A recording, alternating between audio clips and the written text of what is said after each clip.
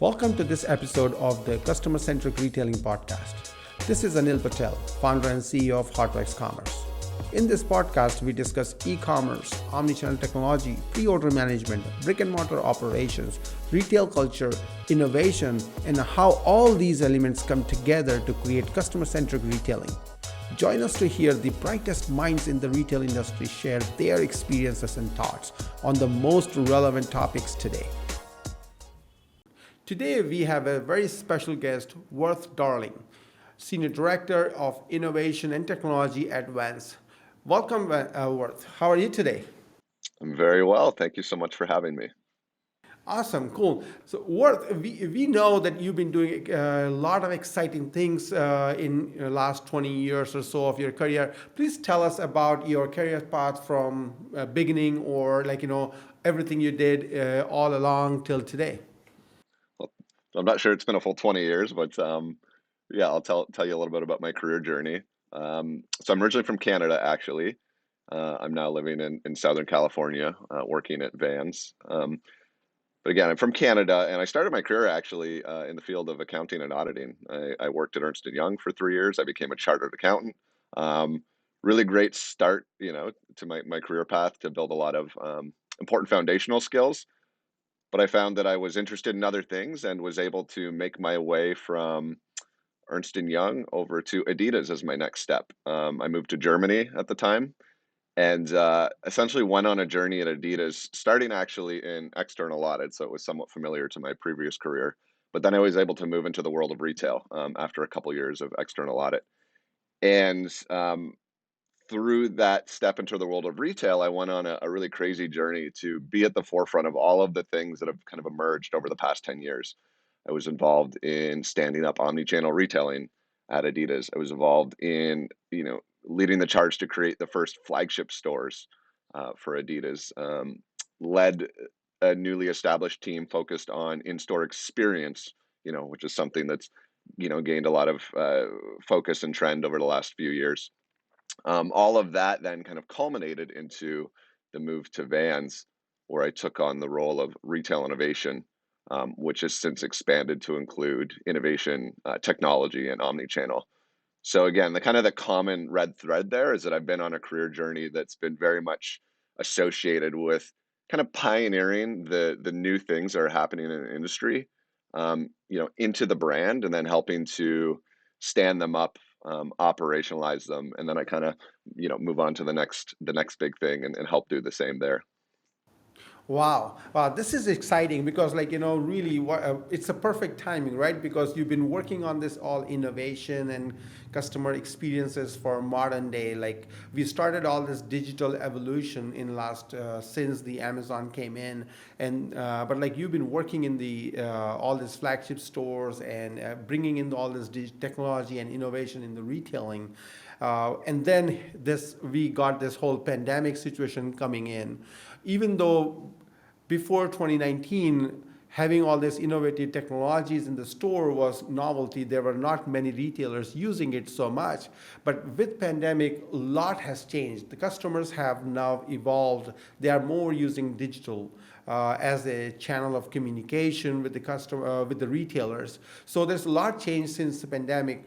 But then there are these trends that started before pandemic that got accelerated. So tell us about what you've been experiencing and how you have seen these trends that are been now being adopted, and post pandemic we are just now kind of coming out of pandemic. What do you think? How retail is going to come out of it, and how it's going to change, and what are the new things we are going to see?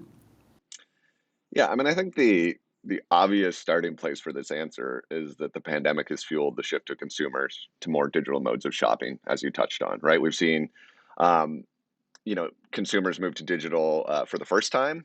We've seen more frequent use, or we've seen new ways of using it, um, right? And this has really spurred on a focus for brands and retailers in their digital agenda, right? We've seen a focus on the pure digital agenda, primarily speaking to e-com in terms of, investing in the site experience, investing in things like delivery speed.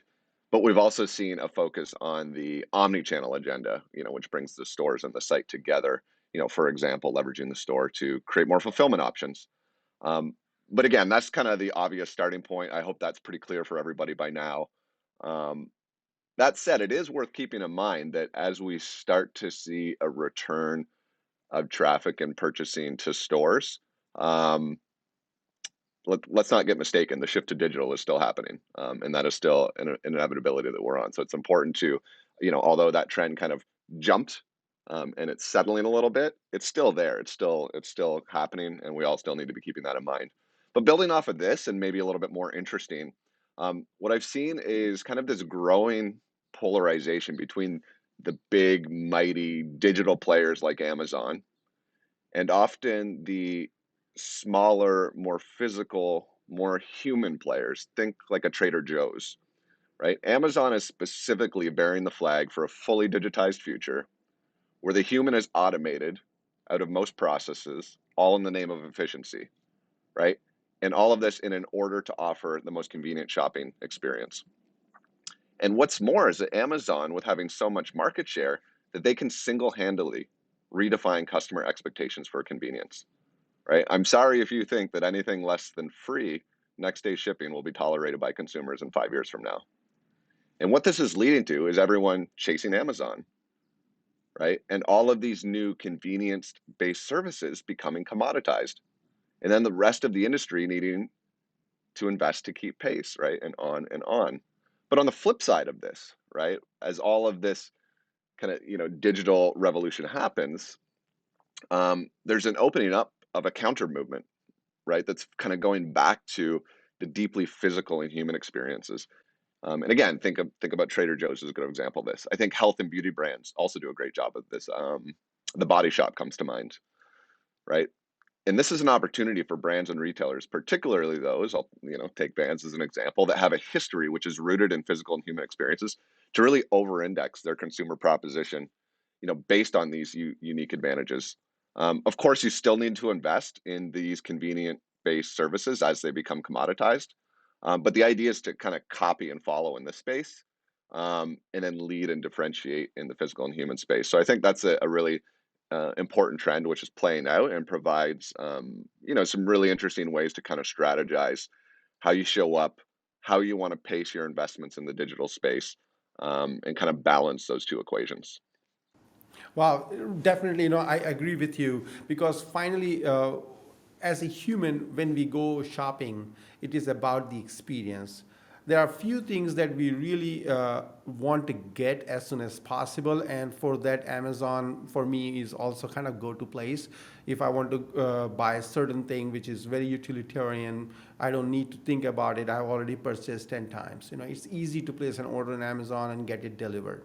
But when it comes to any kind of a experience, a joy of shopping, or something that I care to try out, see before I buy, there is no replacement for real physical retail where the human experience interaction is the basis of those experiences. Uh, Also, like you said, the technology investments, we need to have those investments just because now people are expecting way more deeper human interaction, which also means that because my customers are capable of using digital technology to enhance their experience, they are also expecting my people in the stores, the store associates, to be much more productive, much more capable and enabled with all these technologies, so that these technologies can help enhance the experience between the human happening in the stores. So we should know one of the ways is Amazon is putting in technology to replace humans, whereas in this case what you're suggesting is enhance the capabilities of human so they can have a better interaction, better experience together. So that's where I also agree with you that the retail is going. And but at the same time, what Amazon is doing is going to stay, and they are going to address to those lower end market, you would say, like a low margin products or utilitarian or commodity product. I think they'll keep doing it because when I want to buy something and be in and out in shortest possible time frame, or if I'm not interested in having an interaction with anybody, I just want to pick up the item, self checkout, and be out of there as quick as possible. In those cases, those technology makes sense. Yeah, and we need to understand how those technologies are going to trickle again as they shift the consumer expectation, right? So if we think about something like their just walk out technology, where you go in a store, you don't have to interact with anybody, you just walk out and you've paid, right? Because you've scanned in upon entering the store, right? And we're now seeing, that we're seeing that make movement in the grocery space, right? Other players are working to implement similar capabilities.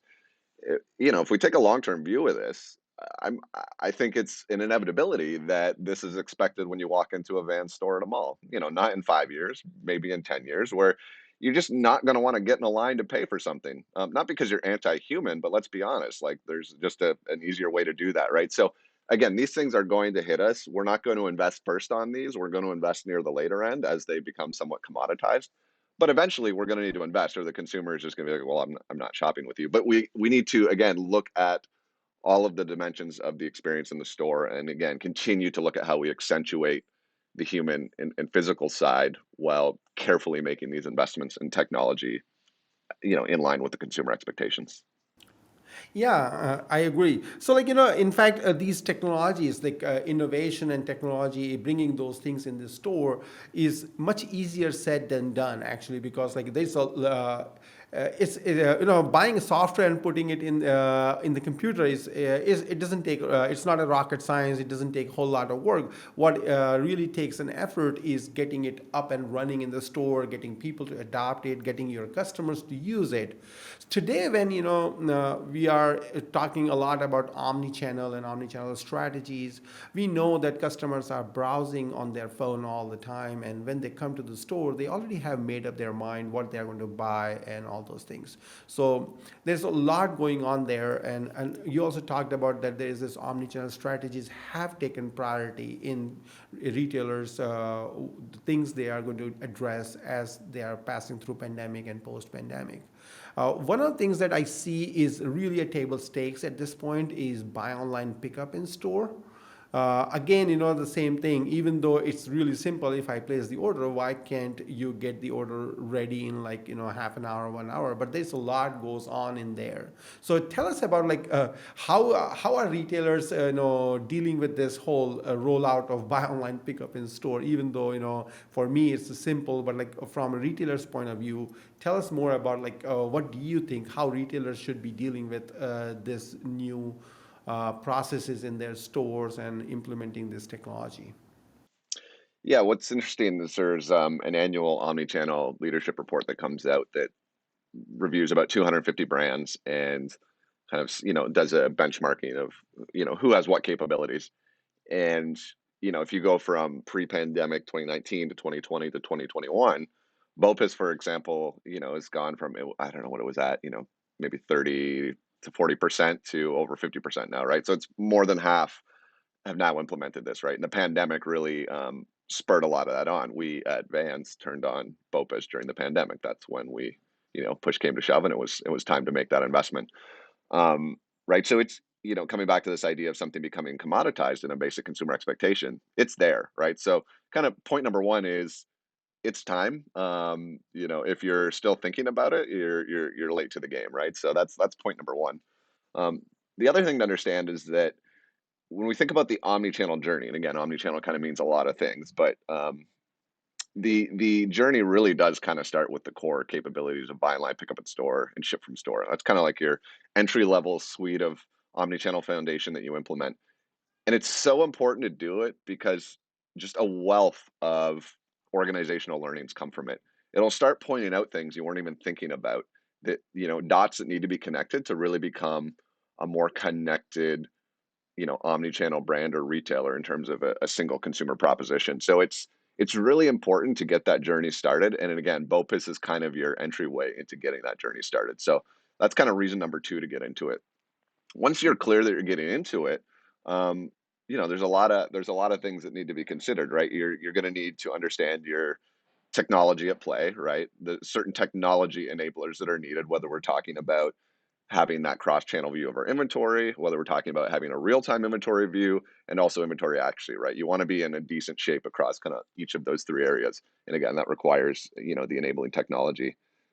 Then you need to build your processes, right? And you need to have the processes around that, and you need to kind of connect digital e-com processes with in-store human processes and make that all work together, right? And I guess the thing to know there, if you're not already doing it, is that doing that's pretty hard.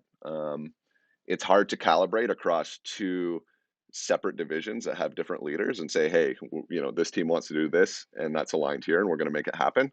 And it's also just kind of hard to grind out implementing that level of change management across the organization, and particularly when it comes to the field and the store operations, right? This is a change. This is a fundamental shift in behavior of how we think about our stores and our store operations. And there's a lot of work to be done there in terms of from all the way from top level buy-in terms of how you introduce the concept of omnichannel, all the way down to how you're impacting incentives and reporting and kind of driving that follow-up and engagement and change management with the store. So there's kind of a lot of stuff I said in there in terms of what you need to be thinking about and what goes into it. So feel free to probe deeper, but kind of at a first draft, that's what I'm coming up with. So uh, there's a lot of things that needs to be done, like you listed out, right? So this is something I always think about, like how do these people, what motivates these people? We know that if you don't do buy online pickup in store, you'll be left behind. You have to get started, and if you don't do it now, it's too late. But still, their businesses are thinking in terms of what's the return on investment. How are we going to, what exactly, because there's a lot of work needs to be done, a lot of coordination needs to be done. How am I going to motivate all these people to cooperate or participate? So at the leadership level, I have to show them money. At the lower level, I have to, at the store associates level, I have to show them the commission, but then justify the training and the budget for all those, re-architecture of the stores and all that. So what do you think, like, does bringing in BOPIS actually increase the top line in certain ways? Can you tell us a little bit about that? Yeah, I mean, you're right in that you want to be able to show the business case and the financial opportunity when you're making an investment in any new service or capability. That said, it's easier when you have such an overwhelming majority of brands and retailers have already moved there. It kind of takes the pressure off needing to demonstrate a robust business case. It tells us that the path is clear. Enough smart brands and retailers have already moved that suggests we should move, right? So that kind of allows you to get out of the gates without needing to have everything perfectly buttoned up, without having, a beautiful business case put together, and understand that yes, there's going to be work necessary to make this a profitable model, but it's worthwhile work and it's work that we should invest in, right? There's also a real opportunity to think about if you're a new brand or retailer, or if you're a brand or retailer that's going into this space and it's new for you, how do you bring in expertise that's done it before and is going to help guide you through some of these hurdles and understand how to pull all the levers to make it profitable? At the end of the day, we know that the omnichannel consumer is a more profitable consumer, right? A consumer that shops across both channels generally spends more with the brand or retailer. We know that, you could argue that buy online, pick up in store is a trade-off, right? They would have had it shipped to their home, but instead they're going to a store.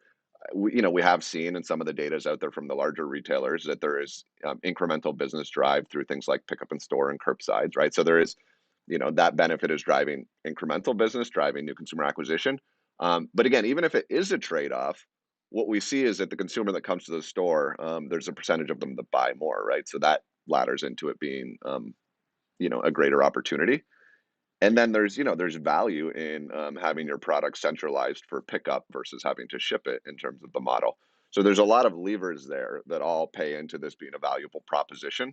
And again, the proof is in the pudding when 53% of the industry, at least that we're measuring within the report I mentioned, is already doing it. Wow, no, this is fantastic actually. Yeah. So, but like, there's one other thing that happens. Sorry, I'm taking all these negative sides of it, but I talk to retailers, and in one of my conversation, it came up, and I remember it so well is because he was like the leader, the CEO of the company, and they were like, well, we don't want to get into the BOPIS right now because it will deteriorate the experience of our walk-in customers.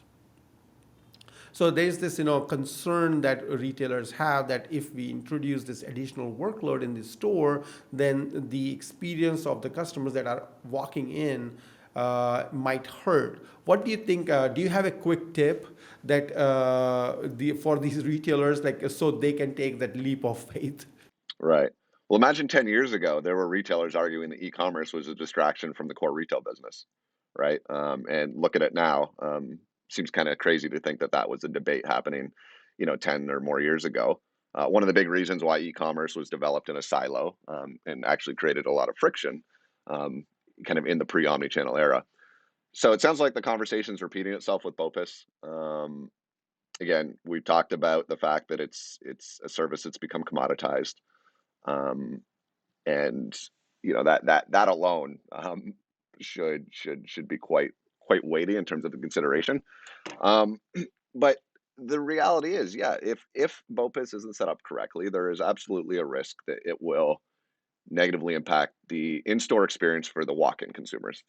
That is a reality and that is a risk, but it's certainly a surmountable risk or fear. Um, you know, Understanding that BOPIS will take practice, it'll take commitment, it'll take a lot of calibration and tweaking. If you know that from the outset, then I think you can go into this with the perspective of yes, there's going to be some bumps and bruises along the way. But if we understand that by working at this, we'll get over that, then that hopefully creates the conviction to take that first step. Again, not needing to have all the answers up front, but knowing that you'll get to the answers through calibrating the model. Ultimately, the store associate is responsible for all consumers, right? And the reality is, internally we draw such a fine line between this is the consumer that walks in the store and this is the consumer that shops online. They're very often the same consumer, right? So if you're saying, hey, if I'm servicing this online consumer with BOPIS and my store associates are being distracted to do that, and they're not able to service the walk-in consumer, again, it's a very siloed view of it. The consumer is the same, right? So we need to think about how we're setting up, fundamentally, um, KPIs and compensation models for associates that reflect this, right? That's kind of the foundational piece that needs to go in place to make this work. Additionally, you need to look at how the labor model is calibrated against omnichannel. It's really interesting because there's so many dimensions when you think about omnichannel, how you need to start blending the thinking between these two worlds. A really interesting one is how does my online behavior, my online demand, and how that's going to flow into in-store fulfillment through things like ship from store and BOPIS, how does that impact my store labor model, right? Because traditionally your store labor model is based purely on in-store traffic, right? So you've got this whole nother dimension that you need to think about when you're calibrating a labor model for an omnichannel environment, right? So that's going to be important. Incentives and KPIs, foundational, important. And again, just then a lot of tweaking of the model, refining of the how the service and engagement is supposed to work. Those are all the things that go into it. But again, it's absolutely doable. Yeah, in fact, we are the retail is evolving, and it's the labor model, and then also there is a concern around my stocks. Like the store manager is always has this in mind that this inventory that I have in store is for my walk-in customer, not for the online customers. So they are trying to protect that, and they always bring up this conversation: can I have a safety stock settings buffers in my inventory management so you don't put up all my inventory online for sale?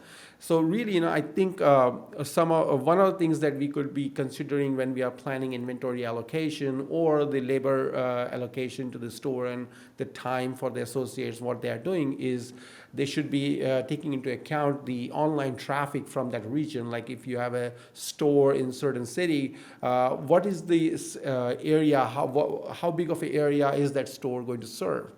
Now, instead of just focusing on the walk-in traffic, I should also consider the online traffic on my website from that region, and know that these are virtual visits to my store when they are walking, browsing my website. So if we bring in that, then actually even the inventory allocation for that store would be way more complete. Now I would know that there are like five, while 200 people walk into my store every day, there are these 3,000 people who are browsing online, and what products they are interested in. If I could bring those products more for display or for in stock for immediate delivery, then actually, that would ease up the this challenge of how do I, satisfy the requirements of online customers.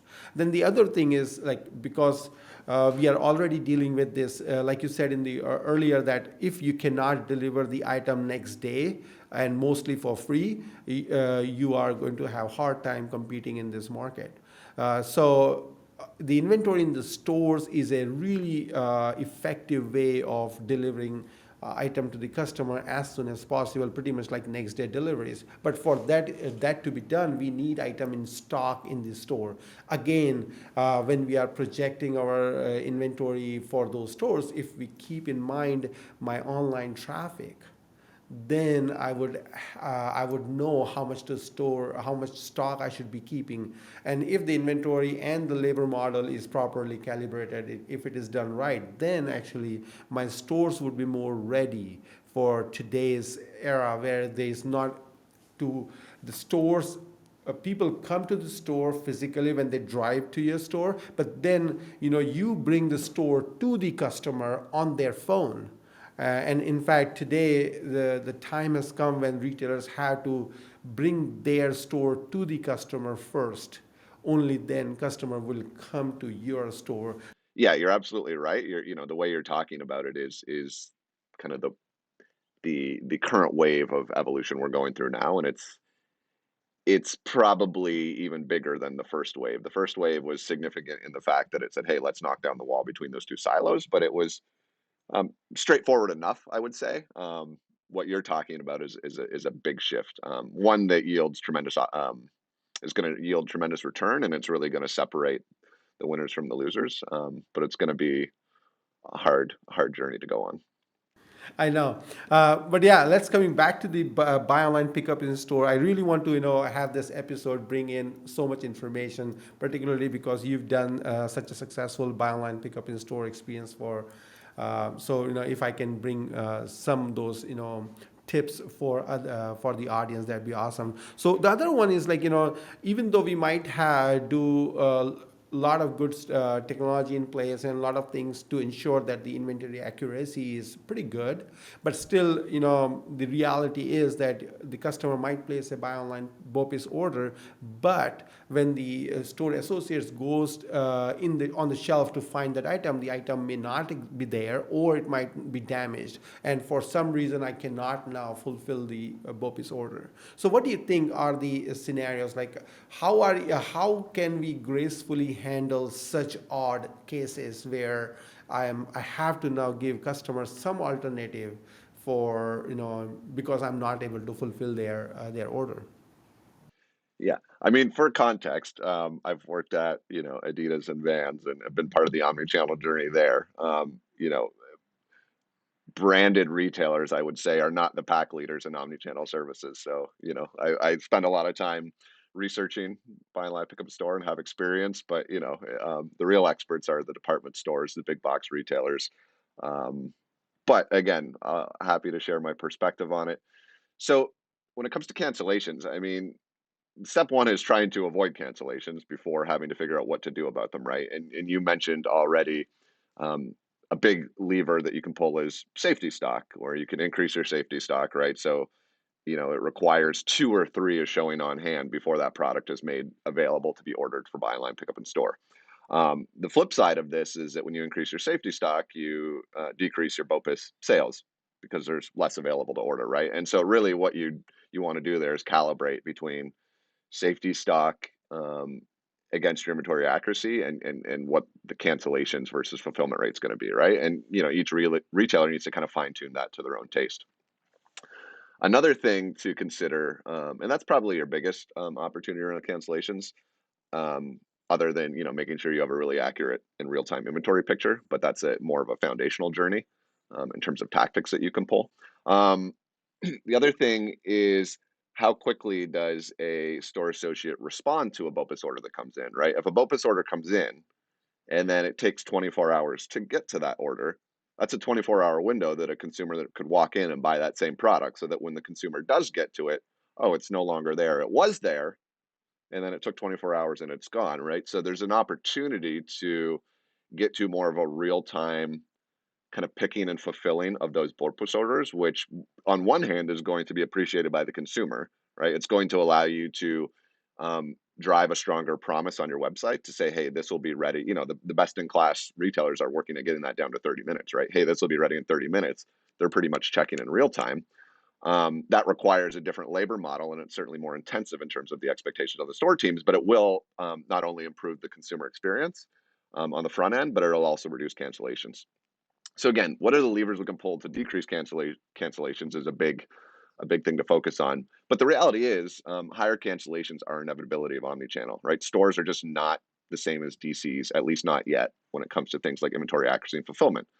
Um, so how can we account for this? One thing you can do is look at upfront messaging on your site, being transparent about, hey, this product is low inventory. Potentially, this product is low inventory and it's coming from a store. It is at risk of cancellation. Like, just put a little bit of a buyer beware out there. Um, being clear on what happens if an order is canceled upfront, so that the consumer is not worried about, am I going to get refunded? When am I going to go refunded? All those things can help this. Kind of the last piece of this puzzle is, well, if you do have to cancel, kind of how should you do it? And there's a tremendous opportunity here if you really approach kind of a cancellation message in the right way, potentially offering a discount as a token of apology to turn a negative customer experience into a positive one. But a final thought on this, and this is certainly a more sophisticated approach. It's not something that I've done, but um, you if you've got really clever systems, what you could do instead of canceling an order is offer the consumer some options to say, well, we don't actually have it at this store, but this store that's maybe two miles further away from your home has it if you want to pick it up there. Or we actually have it in the DC, so it's not we found out it's not in the store, but if you'd like, we can ship it to you, right? So those would really be best case, because you can kind of save that sale by looking at other sources of fulfillment beyond that store. Again, that's kind of starting to pick some of the higher fruit on the tree when it comes to the maturity curve, but certainly I think an aspiration that's worth aiming for.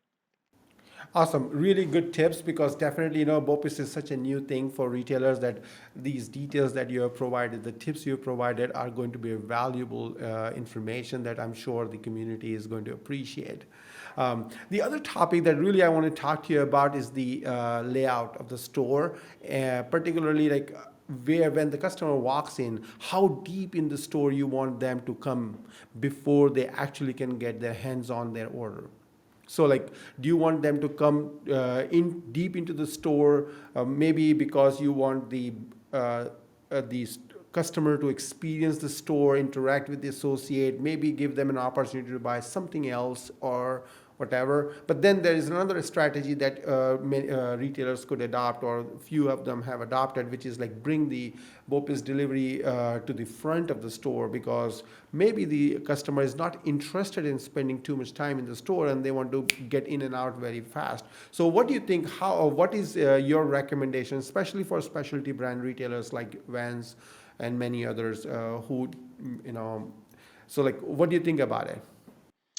Yeah, I mean, you nailed it, right? There's kind of two models there. One that's more convenience focused, one that's more, let's call it, experience focused. Come into the store, get it quickly at the front of the store, and often that get it quickly at the front of the store is even um, a a self-serve model, right? Where you potentially it's in a locker and you have a code, or we see the food retailers, they just leave it on a shelf and you just go and grab it. I do that at Chipotle, right? So again, different models, but I think you need to fit it to your own tastes of how you what your overall proposition is as a brand. I think there's obviously desirability to bring the consumer in.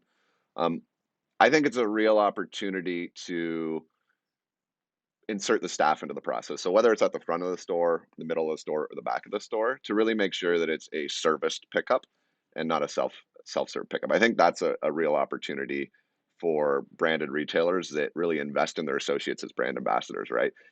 That's the thing that you don't get online is that human touch, right? So the opportunity to inject that human touch at the pickup would be how I would prioritize it versus necessarily the location in the store. Um, that said, if we go back to the how we started this conversation, if locker pickup and I want to be able to scan and pick up my order without talking to anybody moves to the point where it becomes a common consumer expectation and we've kind of passed that tipping point, you're going to kind of have to do it. But until then, again, leverage the power of your humans, I would say. Other than that, you really just want to be clear, right? I think clarity is important, making sure that the consumer knows where to go and what to do when they get to the store. You can include it in your in your navigation. You can include it in your wayfinding signage so that they know where to go. What's really important is that you're providing clarity up front in your transactional emails, so that the consumer knows, they've been informed digitally what they need to do when they get to the store is really important. You really just want to take the questioning out of what they're supposed to do when they get to the store. I think we've all had that experience. We show up at the store, we know we need to do something, but we're just kind of standing there looking around. Potentially the staff are busy. It's not a nice experience to have. So again, driving that clarity. Well, we talk a lot about BOPIS, but before in this episode, I actually also want to talk to you a little bit about ship from store strategies. Have you? Please tell us if you can about your experiences on ship from store strategies, and I don't know if you have experienced directly, but indirectly, what you've seen, particularly for the retailers who don't have a whole lot of stores. What do you think about like should people retailers be considering ship from store strategies, and what are the different ways to go for it? I mean, overall, like, we talked about BOPIS and ship from store being kind of that entry point into the omnichannel journey. And we talked about some of the challenges and resistance around BOPIS. I would say ship from store is the harder beast to tackle and brings with it more challenges and resistance. And the reason for that is when you think about it from the store side, it's more time intensive, right? There's more steps in the journey, and it's not driving traffic. It's not bringing consumers into your store to pick up the order. That's a real lever that the store teams love about BOPIS is it brings traffic into the store, and there's the ability to again deliver them that human experience, and potentially drive some upsells. With ship from store, you're really just acting like a DC, picking, packing, and shipping product. Again, there's time that goes behind it, and there's not that walk-in consumer, as I said. So, um, kind of at the outset, I think it's important to recognize that it's probably a bigger hurdle to climb. In terms of coming back to this idea we've been talking about, maturity curve. I think there's a starting point, and then there's some lofty aspirations, right? Probably the simplest place to start, and we talked about this, is you're not changing anything you do from an inventory perspective. You're just bringing the channels together and leveraging the inventory you have, right? So the simplest model is, I'm still trying to fulfill primarily from my DC, right? My DC is built to be efficient at filling orders, right? So like I'm still trying to drive that primarily, but there's situations where the DC runs out of inventory. And hey, I've got this fleet of stores that has a whole bunch of inventory. If the size 10 is out in the DC, does a store have it?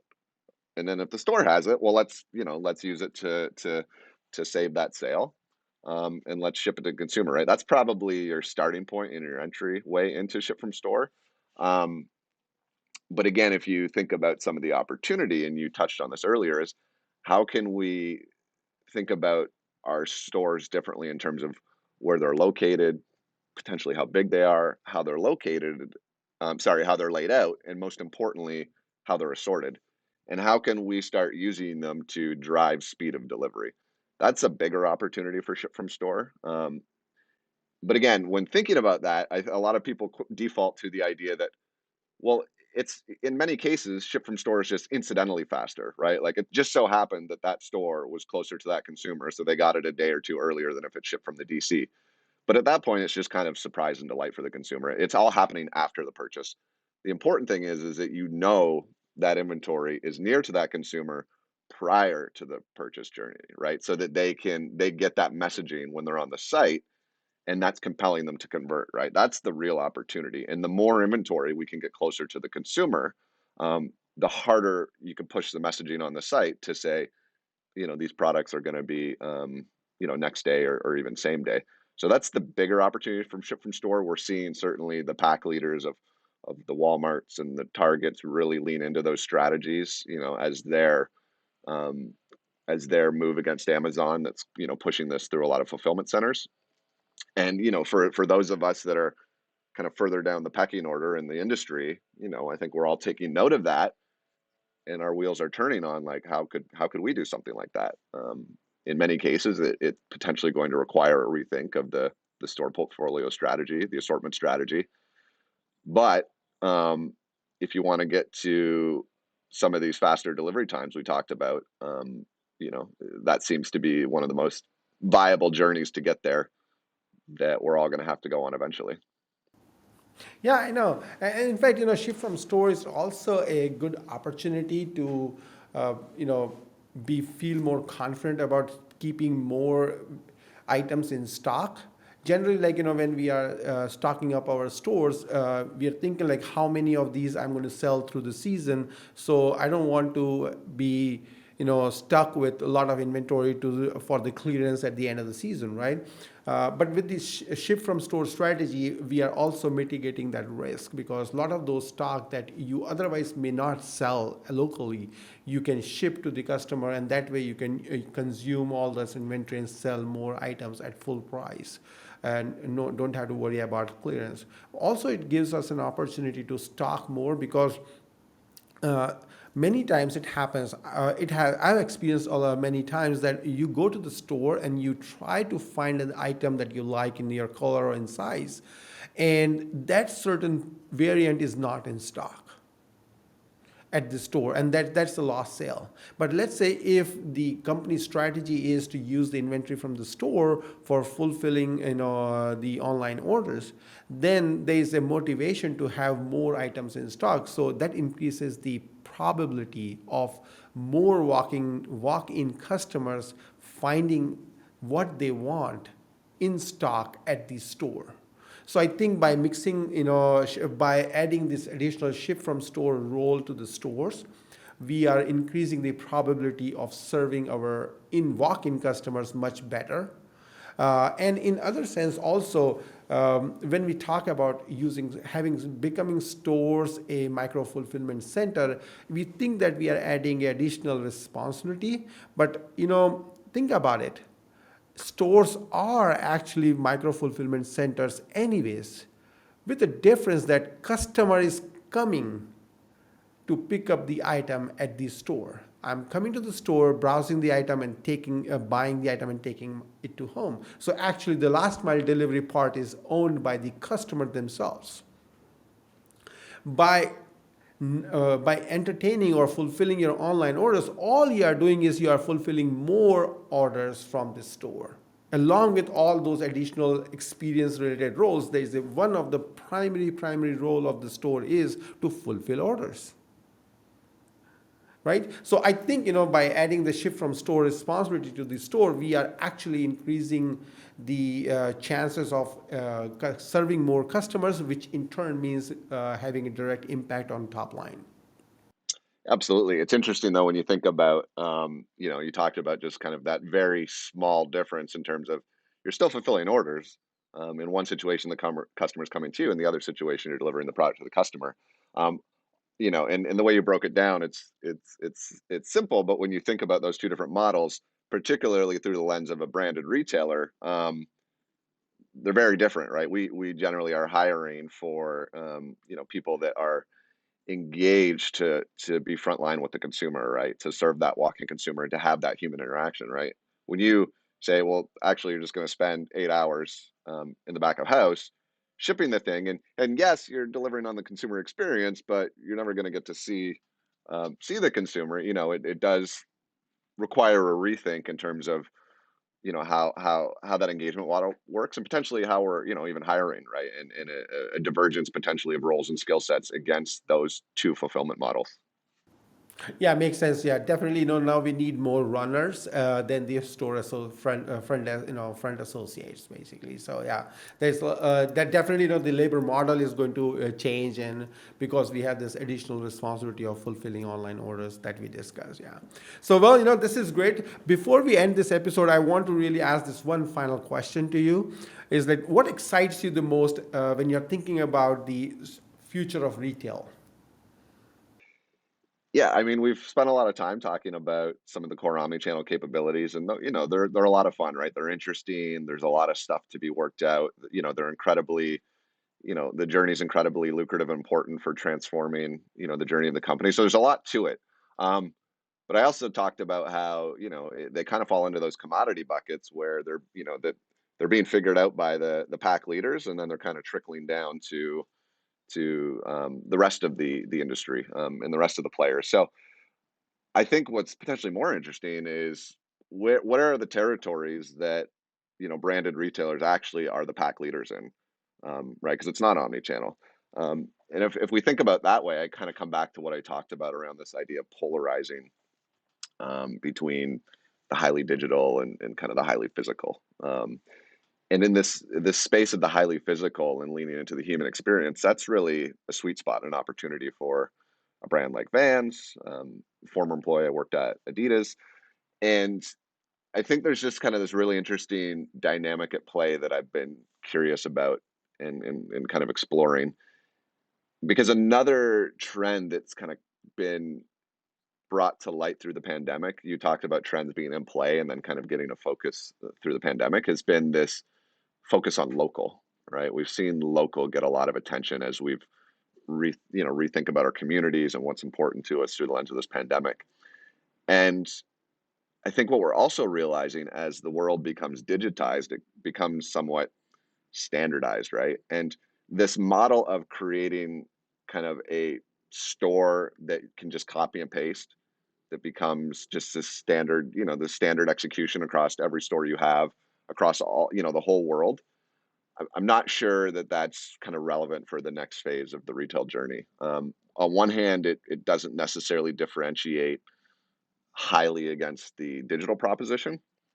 And on the other hand, the stores don't differentiate among themselves. They don't bring authenticity into the mix. We're learning that Gen Z authenticity is such an important characteristic.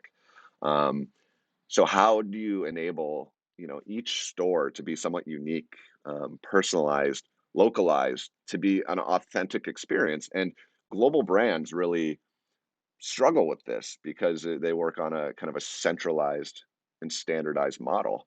And it's nearly impossible to create meaningful, localized, authentic experiences at scale from a central source, right? It doesn't fit.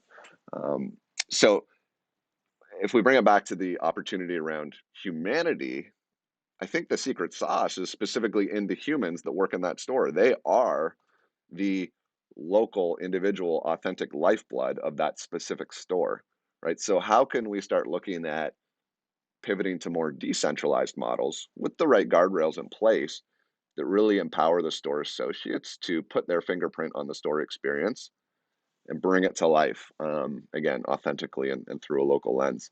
So just in terms of, really a kind of exciting thought experiment that I think has some arms and legs that could be meaningful, I think that's a cool space to spend some time in, one that I'm certainly interested in my role here at Vans. I don't think there's any silver bullet, but I think it's an area worth tinkering in, particularly as it allows, brands to differentiate from, the bigger players that just have, feels like endless money to invest in digitizing their experiences. Yeah, this is great. Well, I had really fun having conversation with you today. I learned a lot. I'm sure our audience have enjoyed this episode with you. I really want to thank you for taking time to be here with us, and thank you very much. Thank you so much for having me, Neil. That's it for this episode of the Customer Centric Retailing Podcast. If you like what you heard, you can subscribe on Apple Podcast, Spotify, and Google Podcast. Please rate and review and recommend to a friend or a fellow retail fanatic. This podcast is presented by Hotworks Commerce.